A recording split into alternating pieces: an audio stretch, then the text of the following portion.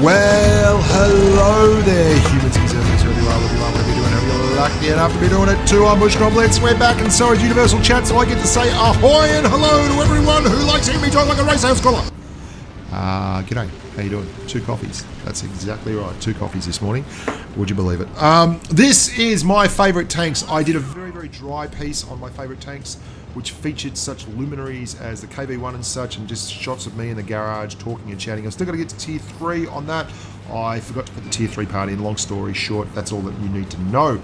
I'm going to be doing my favourite light, my favourite heavy, my favourite TD, and today we're going to be doing tier 6. Now, this is the video where I kind of talk about the tanks that are light bulb moments for me within the tiers. The tanks that I consider my favourites that I would spend spare parts on, and that's pretty important because spare parts are hard to come by, and I'd like this to be a little bit of a guide, especially for those guys and girls who are going out there and kicking the game off from zero, basically.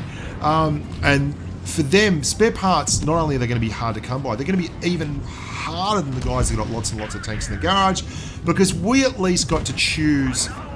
Some of us not as wisely as others, like I just blew spare parts on tier 10s before realising I have no spare parts for anything else on my main account, which kind of sucked. But they have to grind them up from zero. And you really shouldn't be spending those spare parts on tanks like the one I just reviewed, the Chaffee at tier 5, while you're grinding towards the tank that you might want to spend the parts on the same line, like the T49. So that's what this is all about. It's a guide.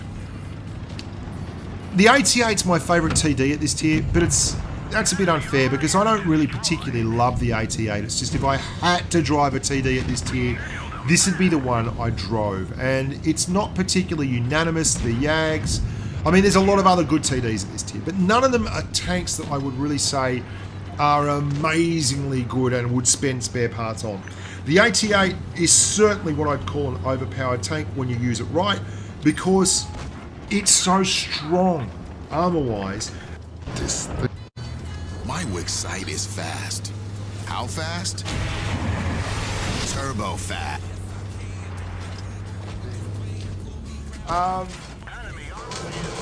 It does so much. That's all it does. 152 millimeters with 960 average damage. High explosive. And really, that's what you're going to be firing.